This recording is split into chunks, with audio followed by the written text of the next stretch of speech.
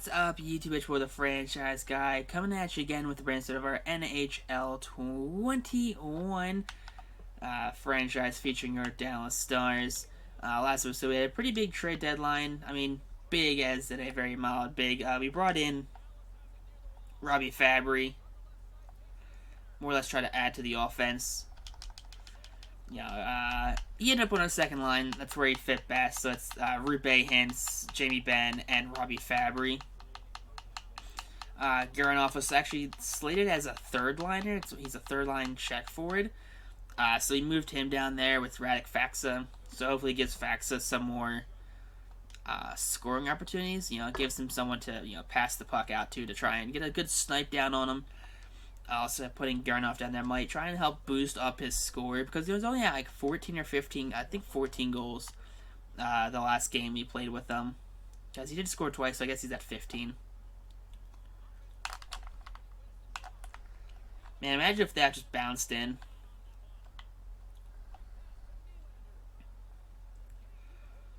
Alright.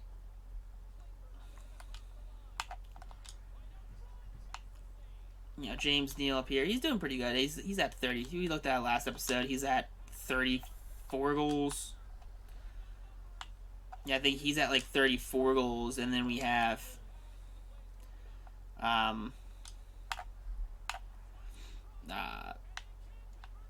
Sagan, who's at like 36.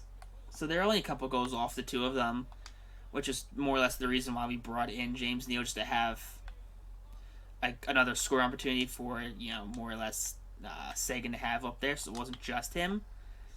Because I don't think he had that scoring opportunity with them the season before, and you saw him struggle. He what is that one? Almost 100. I think it was actually like 101 points in the season, and he went from 101 points to like 78.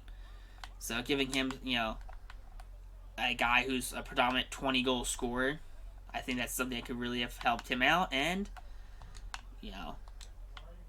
the bet on the veteran James Neal worked out to perfection, as they both have over 30 goals and over 40 assists. We have Robbi Fabri. There he is, making his Stars debut. I'm thinking of the wrong Texas team. I mean, it's no Dallas baseball team. If anything, I should have said Dallas Cowboys debut. But nope. So, I mean, he got traded to Detroit in 2019-2020. Or I guess they're all season. Either got traded there or he got signed there. One or the other, I'm not really sure about Robbi Fabri. I don't really follow Fabri.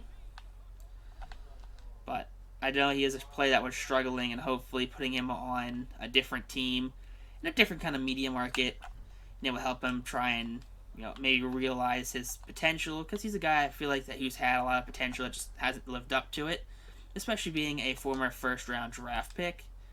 We gave up, Dellandre for him? Ty Dellandre. Both of those guys are former first-round draft picks. I think I also gave up a 2027 first-round for him. I mean, I don't really like trading first-round draft picks, but at 2027, I feel like if we can win a cup by the time that happens, I feel like it'll be worth it. So if we can go and win the cup this year, definitely be worth it. That draft pick, that's how everything works. You sign a guy to a guy to like a 10-year contract for $15 million a year, and as soon as you win a championship, guess what? That contract is instantly validated. But if you have you look at it like baseball. If you look at some of the worst baseball contracts of all time, they always kind of rank Ryan Howard's contract as one of the worst contracts of all time. Well, if the Phillies win a World Series in 2009, or they win a World Series in 2010 or 11 or 12, whatever, those years they had was really good pitching staffs and no offense, or in 2009 where I guess they were better, they were more still kind of probably more pitching staff than offense. But as soon as Ryan Howard got that contract, if they had won one championship, if it's 2010 or 11 or 12, when they were really good, that contract is instantly validated, and Philadelphia won't care about the rest. That's how most sports franchises are. You know, you sign Albert Pujols to a 10-year, however much money they paid him, 10-year, 150 million, 200 million dollar contract. When he was 30 something years old, and he's now 43. He can make it? He can go home to first in like 20 seconds. Your basic everyday man can outrun our pools. Like, his contract, looks at it, that's a pretty bad contract. It's like, all right, but if they had won a championship right there, and they had got like try a championship, guess what? Contract's worth it, because guess what? They won the ultimate prize, and that was what they brought him in there for. That's what they paid him that money to help him do. I don't like how that spin was. I mean, if look at the Flyers are a big example too of it. They signed Jakub Voracek to a big contract, and people say he doesn't live up to his contract because he doesn't play defense. Fine, if that's your opinion of it, that's your opinion of it. You can't really argue that if you feel like if you have an offensive player that doesn't play defense and you don't think his contract's valid because he's only playing half of the game, in theory, fine. That's what your thinking is. You're going to get a lot of critiques, though, when you have one of the best pure scorers, and you say, yeah, one of the best pure scorers doesn't play much defense. It's like, all right, well, that happens. That's not what their game is. Their game is the offensive side, not necessarily the defensive side. But it's like, hey, if the Flyers come out and they find a way to turn it around this season, they win a cup and they do whatever, that Voracek, that Claude Giroux, that Kevin Hayes, that JVR contract, they all make sense now. They're all worth it. There you go, 18th goal of the season for Dennis Gurnoff, now playing left wing, third line. I bumped him down though because that's where he's supposed to be apparently, a third line scratch guy. So we got him, Faxa. I guess Dickinson's down here now. I know. We're fourth line. Fourth line's out here. Tufty's on the fourth line. So Tough Poppy went from playing the first line down to the fourth line. Probably where he should have been all along. Who did we put up there with? Who's up there in the first line? It's James Neal, Tyler Seguin, and who's our left winger? Who is our left winger? Is it? No, it's not Dickinson. It's not Joel either. It's. I have to wait for our first line to get out here to figure out who our first line left winger is, because I have no clue. I like how fast Victor Rask is. Dude, speed kills. Speed kills definitely right there. You have Victor Rask, big boy hit, big boy shot right there. Nice. You love to see that. Definitely love to see that right there. Alright, Honka Dickinson on the goal.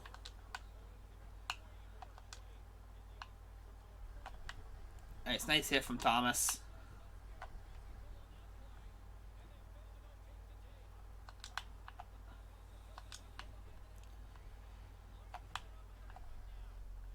Come on.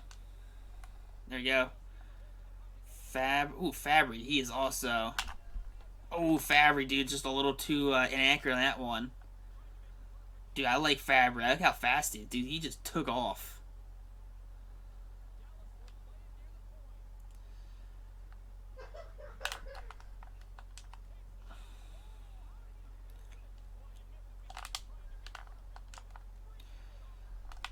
Oh, alright. Ben with it again.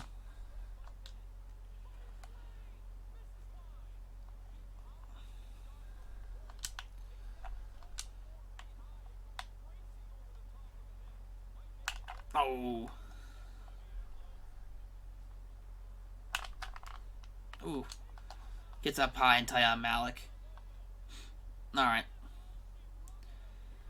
10 shots to 5 shots. So don't have any dumb goals right now, please and thank you. Yaroslav, I'd greatly appreciate that, brother. Alright, come on. Klingberg. They have hints up here.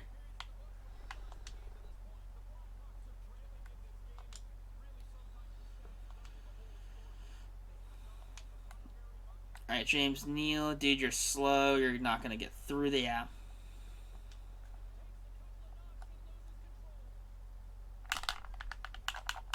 Ooh, couldn't quite get that one in.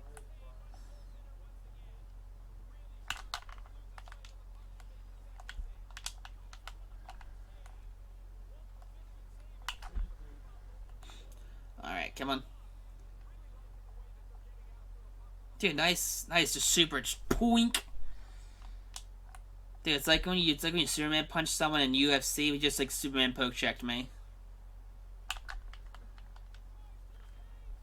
Ooh, Sagan.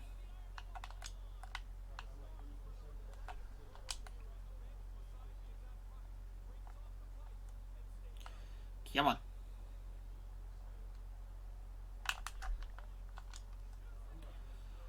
Alright. Dude, that was like 2 periods ago, dude. Calm down.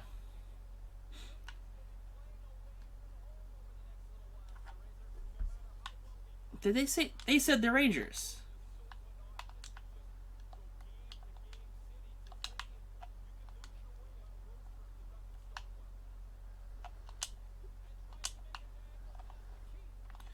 I know Duncan... I'm pretty sure Duncan Keith also is, like, retired, too. He's one of these other players that's retired.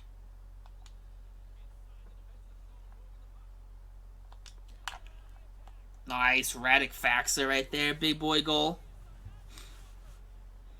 That's what you like. 14th of the season for Radek on the third line. Yeah, if he can get 20 goals out of our third line, guys, that's great.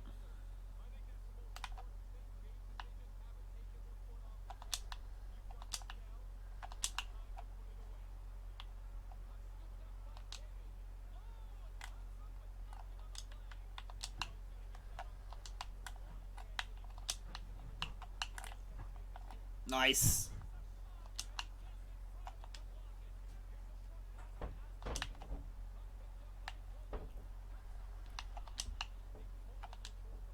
Ooh. Come on. Ooh, Faxa. Alright, Falbar.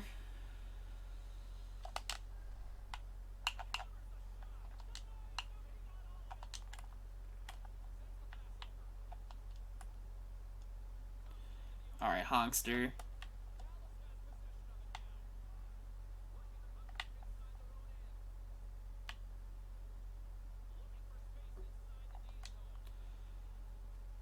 Alright, Victor. Ooh, Victor gets some space. Nope. Pass missed.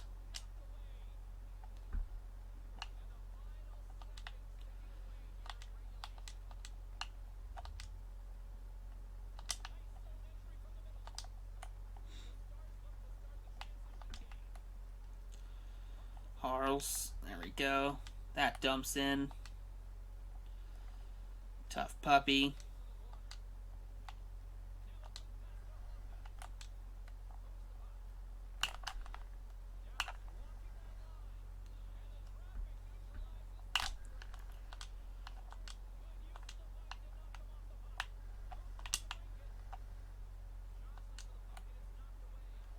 Ooh, Ben.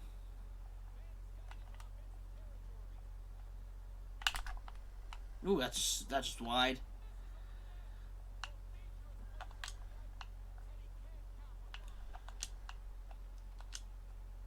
Nice save. Nice shot out there for the whatchamacallit, the whatever team we're playing was the Stars. Draws of Askarov gets like a six shot shutout. So good for him. That's what you like to see right there. Victor Rask, 1 goal for the third star. It's actually a 9 save shot. Jeez, Luis. Living dangerously right now. So 9 save shutout for Josef Askarov. Radek Faxa right there. 1-1, 2 points for the second star. Who got third star? Who got first star then? We had no one to score 2 goals, did we? No, yeah, we didn't have anyone to score 2 goals, so it's going to be Dennis Gurinov, 1 goal, 1 assist, and 2 hits. So Dennis the Menace right there picks up the first star. Tough Puppy had a good game. Your Sub had a good game. But if you guys enjoyed that, hit that like button, comment down below your favorite part as wasn't text on YouTube though. Peace out, rock on. So, class, have a great day. I guess I don't really know.